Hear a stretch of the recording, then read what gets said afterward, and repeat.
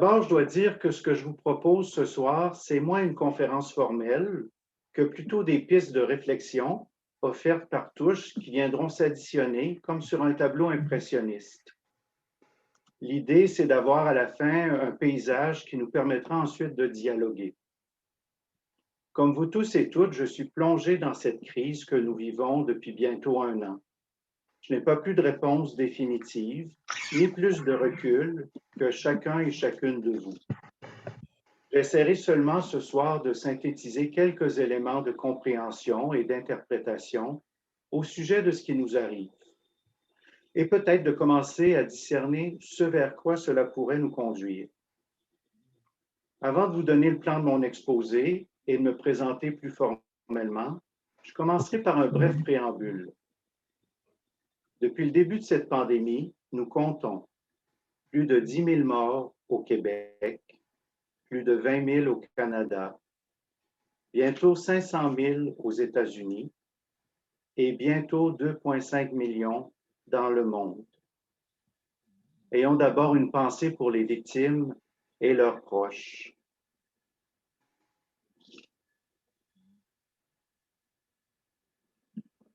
La crise sanitaire que nous traversons nous plonge individuellement et collectivement au cœur de notre fragilité.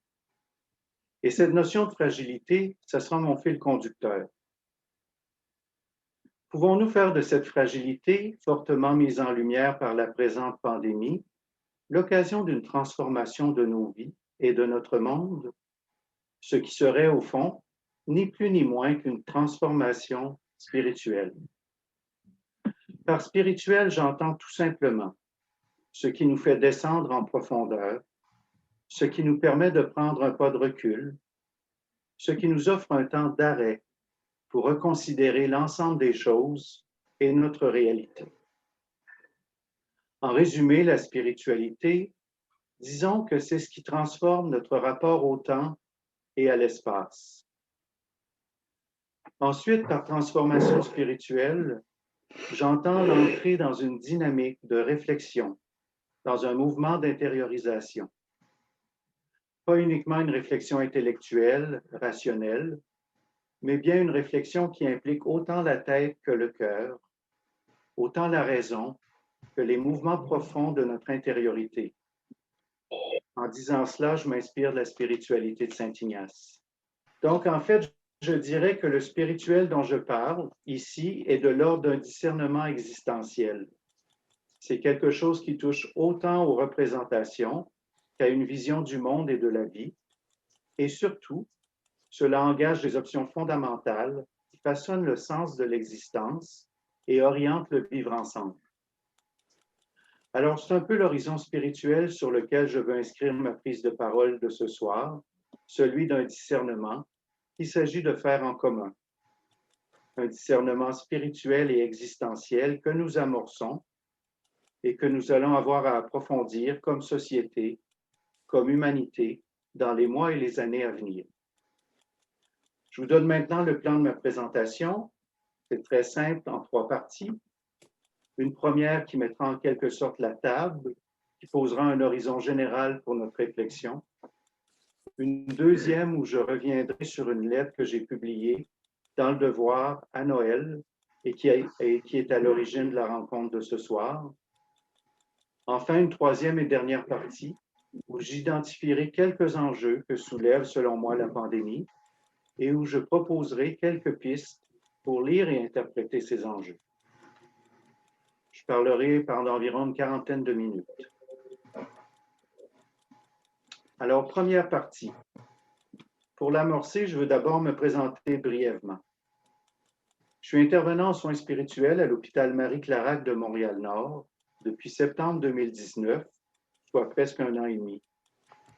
Avant, j'ai travaillé pendant 16 ans pour les Jésuites et le Centre Justice et Foi dans le domaine de l'analyse et de l'engagement social.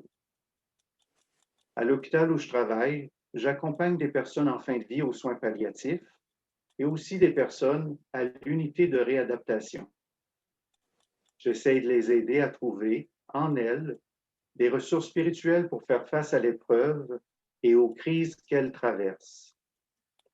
J'ai donc vécu et continue de vivre cette pandémie à l'intérieur d'un établissement de santé au sein d'une équipe de soins. De ce fait, je suis quotidiennement en contact et interpellé par les figures de la vulnérabilité, de la mort et du deuil en tant que manifestation de notre commune fragilité humaine. À l'origine de la demande qui m'a été faite d'intervenir ce soir, une lettre ouverte intitulée Noël sous le signe de la fragilité. Comme je l'ai indiqué, j'y reviendrai dans la prochaine section de mon exposé. Mais avant, je veux faire un lien avec une autre lettre ouverte que j'avais publiée, celle-là, en mai dernier, sur le site de Présence Information Religieuse. Il me semble utile de revenir sur ces deux lettres ouvertes, car cela met en lumière une articulation importante dans la réflexion que je souhaite vous partager.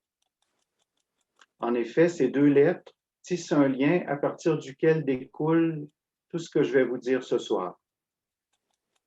Donc, dans cette première lettre ouverte, écrite alors que nous étions au cœur de la première vague, en mai dernier, j'insistais sur le chantier de deuil collectif qui se dressait devant nous. Je soulignais alors le fait qu'un très grand nombre de personnes allaient avoir à vivre des deuils inhabituels et compliqués à cause de la pandémie. Mais je voulais surtout nous alerter sur le deuil collectif que nous allions avoir à affronter comme société. Je rappelais que vivre une crise sanitaire d'une telle ampleur, avec autant de bouleversements socio-économiques, la triste mise à jour quotidienne du nombre de décès et surtout la révélation des failles de notre réseau de la santé, particulièrement de nos milieux d'hébergement pour aînés, tout cela allait avoir un impact profond sur la population. Souvenons-nous de l'effroi qui nous a saisis lorsque nous avons appris la situation qui régnait au CHSLD privé Aaron en avril dernier. Cela a été, je crois, un des points tournants de toute cette crise. Résidents abandonnés à eux-mêmes, faute d'employés, certains déshydratés, absence de soins de base, plusieurs décédés dans des conditions abjectes. Et ce n'était là que la pointe de l'iceberg. C'est pourquoi je parlais dans ma première lettre ouverte d'un traumatisme collectif dont il faudrait tenir compte et pour lequel nous aurions à trouver une forme de guérison et de signification en tant que société. J'affirmais que nous aurions certainement à faire face à un sentiment de culpabilité collective, à un niveau sans précédent d'anxiété, de fatigue physique et psychologique, de détresse spirituelle, ainsi qu'à divers symptômes parmi la population. Malheureusement, un peu après avoir publié ce premier texte, en mai dernier, ce que j'ai vu apparaître dans la société, ce n'est pas du tout le recul réflexif, apaisant et guérisseur que j'avais en tête en écrivant ma lettre sur ce nécessaire processus de deuil collectif. Ce qui a surgi au printemps et à l'été dernier, c'est plutôt la montée des phénomènes de colère et de déni. Et cette montée est advenue, précisément, juste après les révélations entourant la résidence Aaron. Colère contre les exigences de la santé publique et déni de la réalité même de la pandémie. Cette colère et ce déni se sont mis à s'exprimer chez une partie de la population.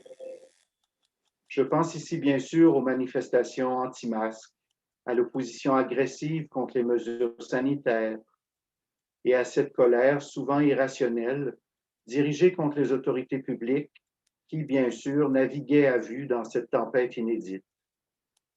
Des milliers de morts, un système de santé au bord de craquer, l'état d'urgence sanitaire à la grandeur du Québec, un personnel de la santé épuisé, et au lieu de nous conduire à une sorte d'introspection et de solidarité dans l'adversité, ce qui aurait été, selon moi, le fruit d'un véritable processus de deuil collectif, nous nous sommes plutôt retrouvés avec de la division et une polarisation sociale exacerbée.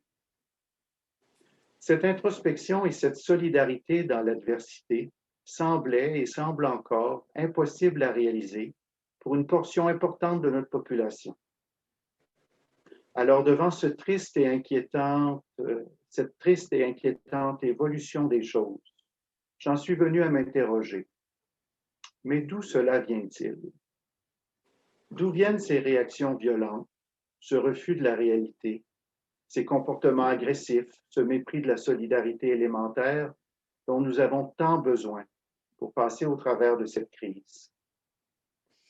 C'est ainsi que je me suis mis à réfléchir aux fameuses étapes du deuil. M'est revenu en mémoire que parmi ces étapes, il y a justement d'abord le déni et la colère. Ces 5 étapes, vous en avez probablement entendu parler. Je vous les rappelle. Le déni, la colère, le marchandage, la dépression et l'acceptation. Ces fameuses étapes ont été proposées, il y a déjà 50 ans, par l'Américaine Elizabeth Kubler-Ross. Depuis, elles ont été critiquées et bonifiées de bien des manières, mais je ne vais pas entrer dans ce débat intéressant, ce serait une autre conférence. J'évoque seulement ces 5 étapes en vue de m'en servir pour décoder un peu ce que nous sommes en train de vivre collectivement.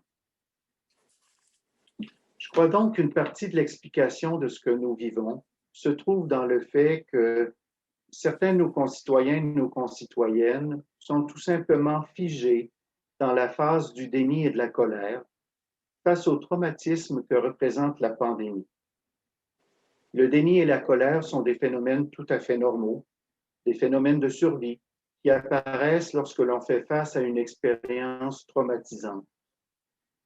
Toutefois, le défi qui se pose à nous maintenant, c'est de cheminer, d'approfondir et d'intégrer aussi les autres étapes et surtout d'entrer dans celle de l'acceptation, qui est l'étape nécessaire à la transformation. Acceptation de quoi? Eh bien, de ce que ce traumatisme nous révèle. Car sans l'acceptation, nous ne trouverons pas les forces pour changer de cap. Et c'est bien de cela qu'il s'agit. C'est bien l'appel que nous discernons dans cette crise majeure. Entreprendre un changement de cap. J'en parlerai dans ma 3e partie. Ce qu'on n'a pas réussi à accepter et à intégrer jusqu'ici, du moins pas tous ou pas tous au même rythme, j'ai cru pouvoir appeler cela notre fragilité personnelle et collective. Plusieurs arrivent difficilement à faire le deuil de la toute-puissance, de l'ancienne normalité, de la vie d'avant, deuil d'une liberté individuelle exacerbée et de la tranquillité du chacun pour soi, deuil de l'indifférence normalisée et surtout, et là c'est tout un paradoxe, deuil d'une vie où l'on pouvait faire abstraction de la mort. Rien ne va plus de soi comme avant, et probablement pour longtemps, sinon pour de bon. Nos contemporains semblent avoir beaucoup de difficultés à intégrer ces faits qui nous sautent en plein visage depuis mars 2020. Nous sommes fragiles, nous sommes vulnérables, nous sommes limités, nous sommes tous et toutes mortels. Et c'est pourquoi nous sommes tous et toutes interreliés et interdépendants dans cette fragilité.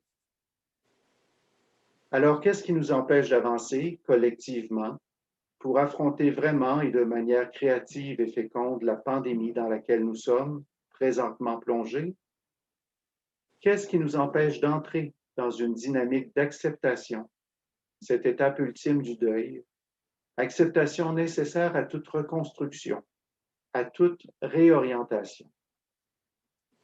Je dirais que le déni de la mort et des limites a été tellement poussé depuis des décennies dans nos cultures de pays riches qu'il n'est pas étonnant que certains refusent tout simplement la réalité révélée dans cette pandémie. Chez nous, la mort a depuis longtemps été confinée aux marges de la société et de nos consciences. On en parlait seulement dans les unités de soins palliatifs, dans les complexes funéraires, quand on y va encore, ou dans les bureaux de psychothérapeutes. Mais avec cette pandémie, la mort, c'est-à-dire l'ultime limite, s'est en quelque sorte déconfinée, et avec elle, notre vulnérabilité personnelle et notre fragilité collective. D'où mon petit texte publié le 18 décembre dernier dans Le Devoir et qui a attiré l'attention des organisatrices de cette rencontre.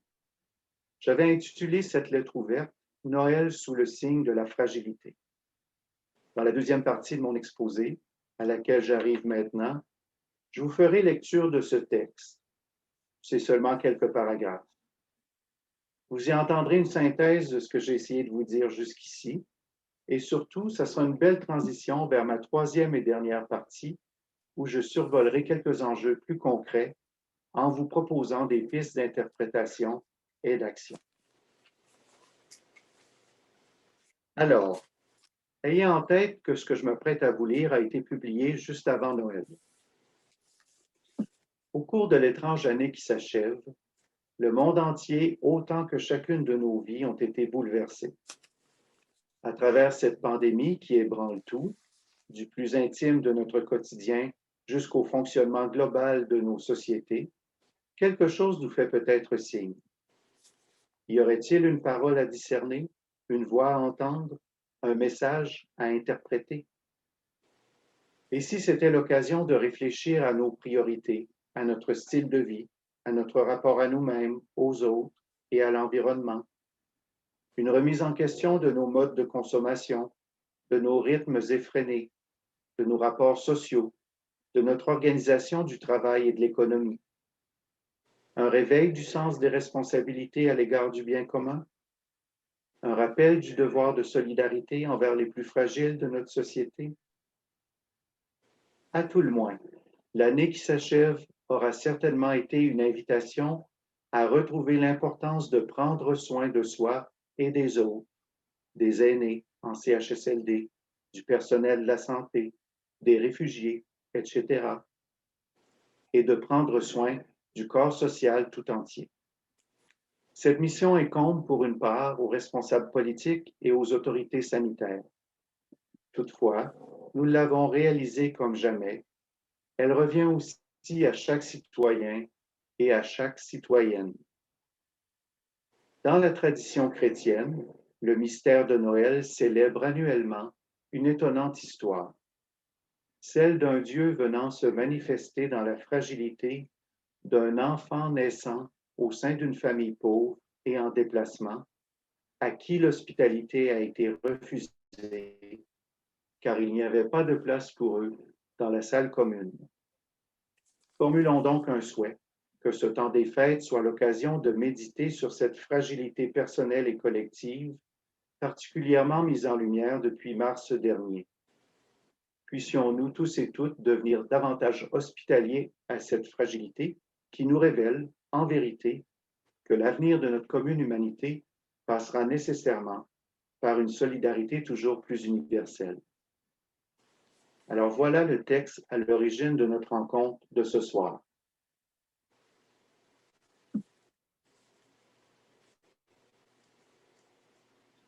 Qui nous amène à ma troisième partie, dans laquelle je voudrais survoler les trois ensembles ou les trois bouquets de questions que j'ai formulés dans cette lettre ouverte que je viens de vous lire. Encore une fois, ce sont des pistes que je laisserai ouvertes afin de nous permettre de dialoguer dans la période d'échange qui suivra. Alors, premièrement, cette pandémie, est-ce une occasion de réfléchir à nos priorités, à notre style de vie, à notre rapport à nous-mêmes, aux autres et à l'environnement? D'abord, il faut se le dire, c'est bien une crise au sens le plus authentique du terme que nous traversons, c'est-à-dire un événement inattendu qui fait rupture dans le cours normal et habituel des choses et qui vient tout remettre en question. Dans cette rupture du temps, cette déchirure de la réalité, plein de choses se révèlent et viennent au jour. En spiritualité chrétienne, on parle alors d'un kéros. Ce mot grec réfère à un moment décisif, à une occasion de faire des choix, à un point de basculement, bref, à une opportunité de changement et de transformation à saisir.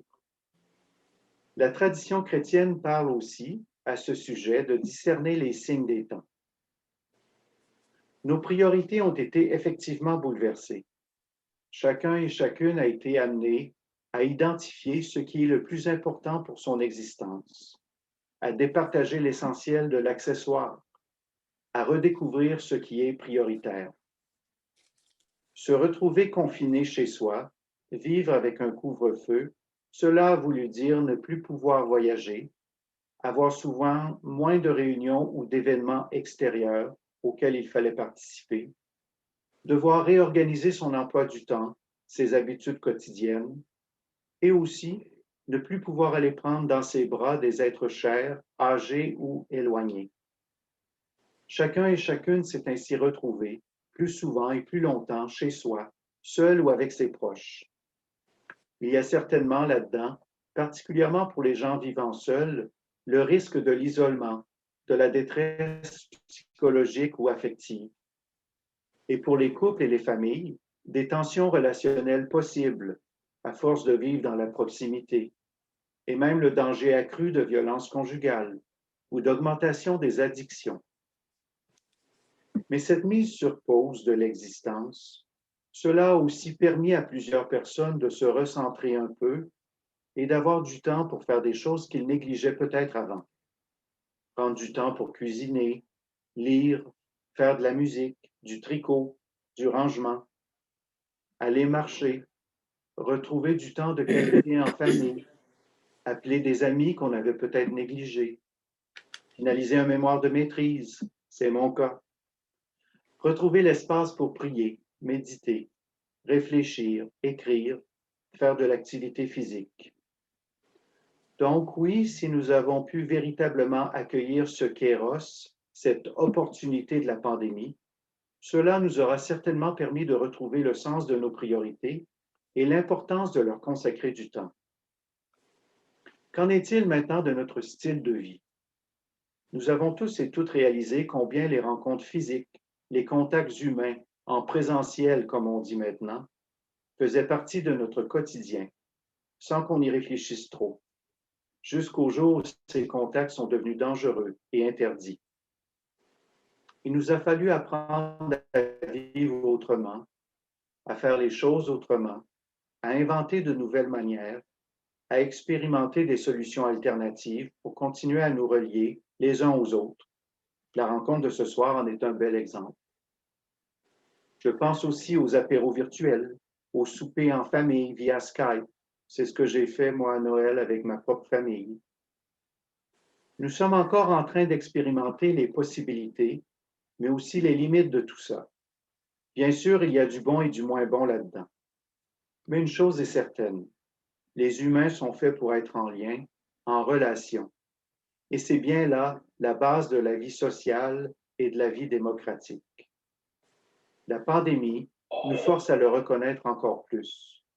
Et la créativité, pour arriver à maintenir des liens significatifs entre nous, malgré tout, est fascinante et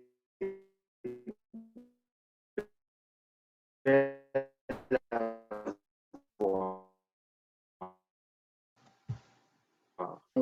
On a vu au printemps dernier le retour des radiothéâtres de Radio-Canada. Marco? Et samedi dernier, oui? 2 petites secondes, on t'a perdu, je parle. Est-ce que tout le monde, vous avez perdu les 2 dernières minutes? Oui? Non. Non, Non. parfait. C'est bon. Moi, je suis correct. Excellent. Désolé, Marco. Tu peux continuer. Ça va. Alors, je reviens au radiothéâtre. Donc, samedi dernier, par exemple, à Télé-Québec, vous avez peut-être regardé la pièce de Robert Lepage. Ce mode virtuel ou médiatisé, ça ne sera jamais l'équivalent de la présence réelle et ce n'est pas viable comme unique mode de diffusion à long terme, car cela pose évidemment des défis économiques et logistiques à la survie de nos institutions artistiques et culturelles. Les gouvernements seront donc appelés à soutenir encore davantage ce secteur essentiel de notre vie collective. Mais cette diffusion virtuelle des arts de la scène, de la musique ou des expositions, c'est certainement aussi une avancée pour démocratiser et délocaliser l'accès à la culture sur l'ensemble du territoire. Il ne faudrait pas perdre cet acquis le jour où, enfin, on l'espère, nous pourrons retourner dans les salles de spectacle ou les théâtres. J'évoque maintenant quelques changements sur le plan de notre rapport à nous-mêmes, aux autres et à l'environnement. Par rapport à nous-mêmes, nous avons tous été confrontés à la possibilité très concrète, très immédiate, d'attraper le virus. La conscience de notre vulnérabilité, peu importe notre âge, est devenue omniprésente. En temps de pandémie, la mort n'est plus une abstraction. C'est quelque chose qui rôde dans notre quotidien, qui peut nous atteindre à travers des gestes autrefois banals. Si nous avons pu dépasser le déni, nous sommes devenus plus vigilants, mais peut-être aussi plus angoissés. De plus, nous avons pris conscience comme jamais de notre responsabilité à l'égard des autres, de notre prochain. Les proches aidants ont dû s'occuper encore davantage des plus âgés, des plus vulnérables autour d'eux. Il y a de l'épuisement accumulé. Mais au final, je pense que la pandémie nous a poussés, pour la plupart, à mieux prendre soin de nous et des autres. Du moins, je l'espère. Que dire maintenant de notre rapport à l'environnement? C'est là que loge probablement un des plus grands chocs de cette pandémie. Nous avons découvert la fragilité des équilibres sanitaires et naturels à l'échelle planétaire. Au fond, nous sommes confrontés à travers cette crise aux effets désastreux de notre exploitation effrénée des ressources, sans respect pour les relations fragiles et complexes entre les humains, les animaux et les écosystèmes. Rappelons un peu les faits. Comme tout le monde le sait, le virus de la COVID-19 est parti de Chine. Il serait apparu dans un marché de la ville chinoise de Wuhan. Les autorités chinoises ont révélé que le virus a été trouvé dans des spécimens d'animaux vendus dans ce marché public. On a parlé entre autres des fameux pangolins. Ce virus s'est répandu comme une traînée de poudre sur l'ensemble de la planète à cause de l'hypermobilité des personnes et des marchandises dans notre économie capitaliste globalisée. Nous détruisons de plus en plus les habitats naturels des animaux sauvages. Nous exploitons toujours plus en profondeur des milieux autrefois protégés. Nous consommons une trop grande quantité d'animaux. Si bien que les barrières entre le règne animal et les humains s'amenuisent, et c'est, entre autres, ce qui permet la propagation de virus inédits. On parle alors de zoonoses, c'est-à-dire de maladies infectieuses qui se transmettent de l'animal à l'humain. Rappelons-nous la grippe porcine, la grippe aviaire dans les dernières décennies. Les changements climatiques provoqués par notre exploitation excessive de la nature conduisent à un dérèglement des écosystèmes et des équilibres du règne animal qui ne font que commencer à provoquer des pandémies comme celle que nous vivons. Nous serons de plus en plus confrontés aux pandémies, à moins de repenser notre rapport aux limites de la planète, qui, elle aussi, est fragile. Arriverons-nous à poser des limites à la croissance, à l'extraction des ressources, à l'exploitation des milieux naturels, au transport excessif et polluant, et à notre surconsommation de protéines animales? Je pense entre autres à la déforestation à grande échelle pour la culture polluante et très énergivore de grains qui sont destinés à l'alimentation des bovins que nous mangeons. Cet enjeu des limites est la question politique et démocratique de l'heure pour notre humanité. Cela va-t-il orienter notre manière de voter aux prochaines élections? Comme le temps file, je passe maintenant à mon deuxième bouquet de questions. Cette pandémie sera-t-elle une remise en question de nos modes de consommation, de nos rythmes effrénés, de nos rapports sociaux, de notre organisation du travail et de l'économie? Depuis mars dernier, nous avons tous et toutes été bouleversés dans nos habitudes de consommation. Devoir faire la file à l'entrée des magasins, s'ajuster à des heures d'ouverture réduites, sinon à des périodes de fermeture prolongées. Plusieurs ont fait un effort pour encourager nos petits commerçants locaux pour qui les temps sont très difficiles. Mais en même temps, contexte oblige, les géants du web et de la vente en ligne, comme par exemple Amazon ou Netflix, ont vu leurs profits exploser, et ce, sans payer leur juste part d'impôts. Qu'allons-nous faire avec ces multinationales qui se sont enrichies durant la pandémie pour les contraindre à verser leur contribution au bien commun? Certains évoquent présentement un impôt spécial COVID. On peut rêver. La crise a aussi eu un impact sur nos rythmes de vie. Je crois pouvoir dire que nous avons généralement, tous et toutes, un peu ralenti, sauf peut-être le personnel des services essentiels. J'en ai déjà parlé. Moins de sorties, de rencontres, d'activités et évidemment, moins de voyages ou plus du tout de voyages. Du côté de nos rapports sociaux et de l'organisation du travail et de l'économie, je crois qu'il y a énormément à réfléchir aussi. Par exemple, nous avons beaucoup entendu parler du fameux télétravail.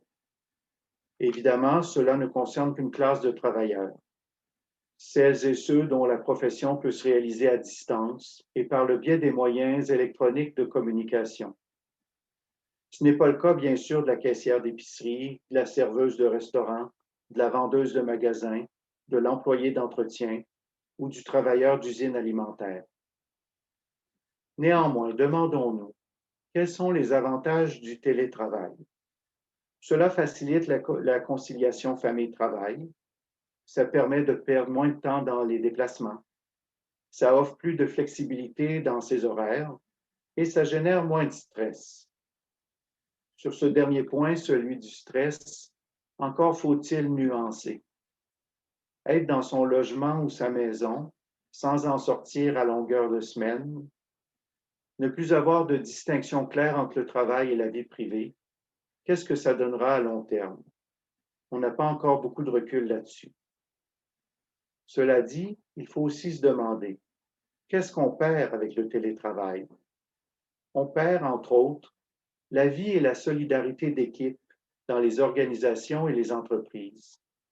Disparaît, par exemple, la possibilité de se parler entre employés de nos conditions de travail et donc une bonne part de la capacité de s'organiser collectivement pour les transformer. Le rêve absolu du capitalisme, l'atomisation des travailleurs.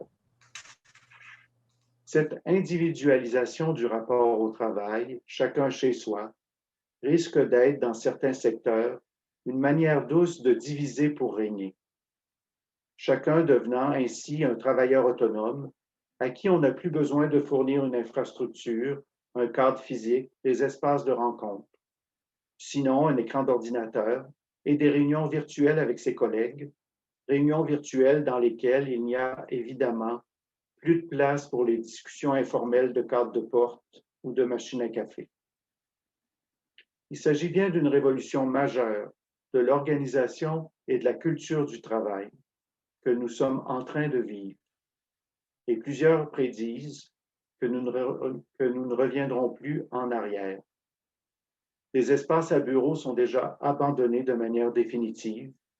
Des gens et des familles quittent les grandes villes pour aller s'installer en banlieue ou à la campagne. Qu'adviendra-t-il de nos centres-villes? Par le télétravail, les employeurs colonisent notre espace privé et nous désolidarisent encore plus les uns des autres. Qu'est-ce que cela va produire à long terme?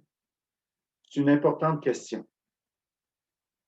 Je passe maintenant à un autre point. On a pu dire que devant cette pandémie, nous étions tous devenus égaux. Ce n'est pas si sûr. Si nous sommes tous effectivement dans le même bateau, l'on constate que notre Titanic comporte des premières, des deuxièmes et des troisièmes classes. Nous n'avons qu'à regarder présentement qui a accès au vaccin dans le monde, les nations les plus riches, les plus puissantes, celles qui peuvent jouer du coude, au détriment des autres populations de la planète. Et à l'intérieur même des pays, il y a depuis toujours des iniquités en matière d'accès aux soins. Cette pandémie n'améliore rien probablement. Par exemple, aux États-Unis, les populations noires ont été plus durement frappées et tuées par le virus de la COVID. Au Québec, on a bien vu le triste sort de nos aînés en CHSLD. Et dans la métropole, on constate que le quartier où je travaille, Montréal-Nord, dans lequel vit une population appauvrie et une large proportion de la diaspora haïtienne, eh bien, dans ce quartier, eh bien, ce quartier a été un secteur parmi les plus touchés. Les disparités générationnelles, de même que les disparités socio-économiques et raciales, existent bel et bien dans notre beau Québec. Alors oui, il faut parler de discrimination et de racisme systémique, phénomène réel que la pandémie révèle encore davantage. Ensuite, qui était au front chez nous, au plus fort de la crise, dans nos hôpitaux et nos CHSLD? Parmi l'ensemble des professionnels de la santé, un bon nombre de personnes issues de l'immigration, de personnes réfugiées, de personnes racisées. Plusieurs ont été atteintes par la COVID. Certaines en sont décédées. Allons-nous, enfin, reconnaître l'apport indispensable de ces personnes à notre vie collective, à notre sécurité et à notre devenir?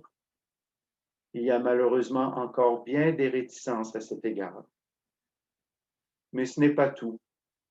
Fin janvier, Oxfam publiait un rapport sur les inégalités. Un des principaux constats était que les femmes sont malheureusement surreprésentées dans les secteurs de l'économie les plus durement touchés par la pandémie. Les femmes, et surtout les femmes racisées, risquent davantage de perdre leur emploi que les hommes, précisait le rapport. J'ai évoqué tout à l'heure les serveuses, les vendeuses, les employés d'entretien, soit tout ce secteur des services, largement féminin, et largement occupé aussi par des travailleurs et travailleuses issus des minorités. Au Québec, selon l'Observatoire québécois des inégalités, 68% des emplois perdus entre octobre 2019 et octobre 2020 étaient occupés par des femmes. 68%. Enfin, mon troisième et dernier bloc de questions avant de conclure. Cette pandémie, comment en faire l'occasion d'un réveil du sens des responsabilités à l'égard du bien commun? Un rappel du devoir de solidarité envers les plus fragiles de notre société. Pour ne pas trop prolonger, je n'évoquerai ici que deux éléments. Premièrement, au cours des derniers mois, nous avons tous et toutes été obligés de prendre conscience que notre système de santé est un bien commun précieux, que nous prenons trop souvent pour acquis, mais que ce bien commun est fragile et il n'est pas sans limite. Parlant de limites, permettez-moi ici de faire une petite digression.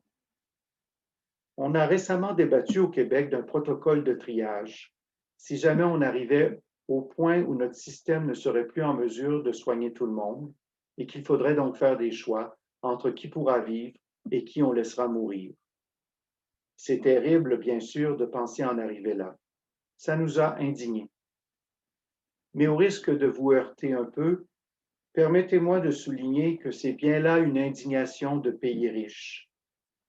En Haïti, à Gaza, en République démocratique du Congo, pour ne prendre que ces exemples, des gens meurent tous les jours, faute du minimum vital, faute du respect de leurs droits humains fondamentaux, faute de sécurité et faute d'une justice internationale.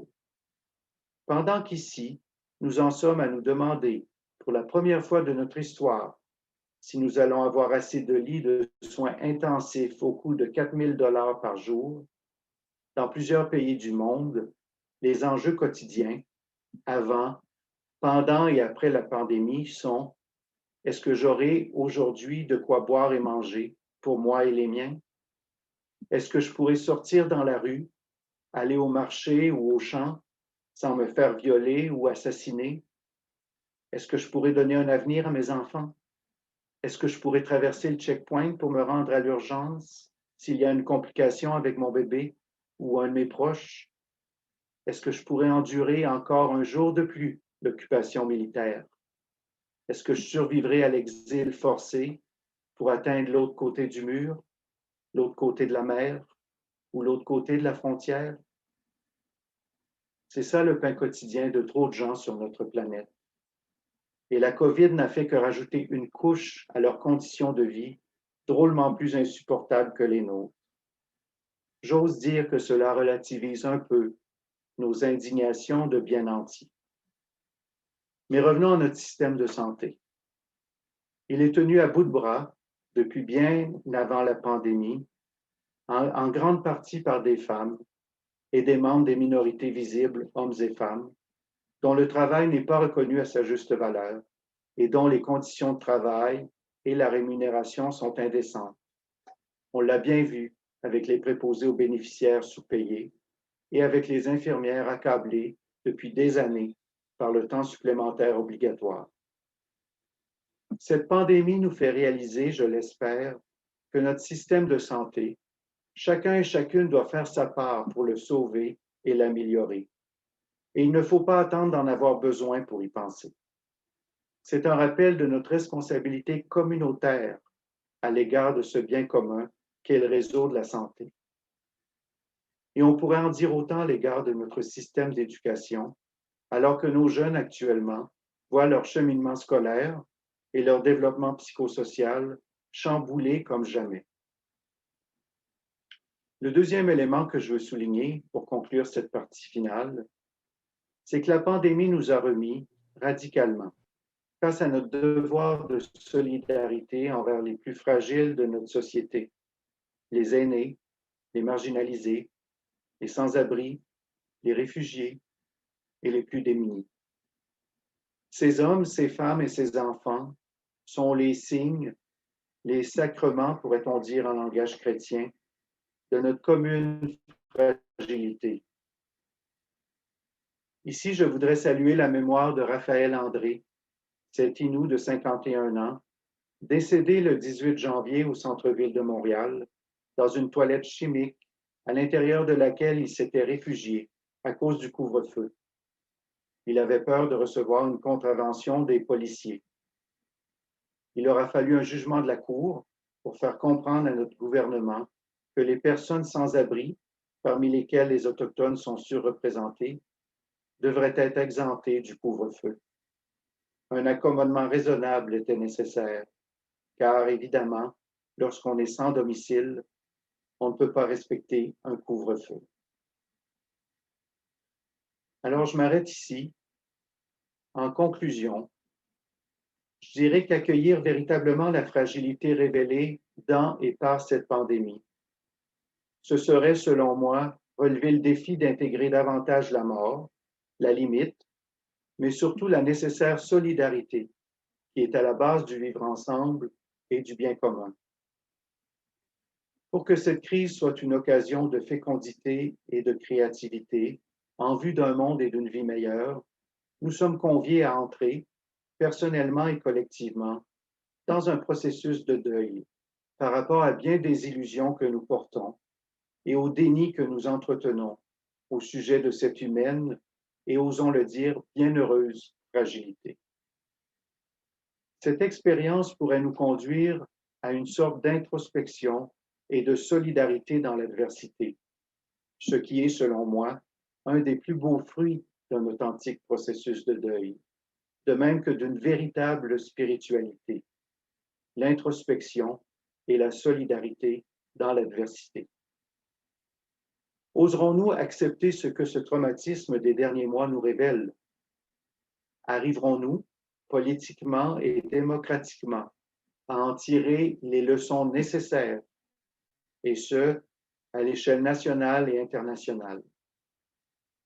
Au-delà du déni, de la colère, du marchandage et de la dépression, accepterons-nous enfin, personnellement et collectivement, de discerner et d'entreprendre un nécessaire changement de cap? Qu'en pensez-vous? La parole est à vous. Merci.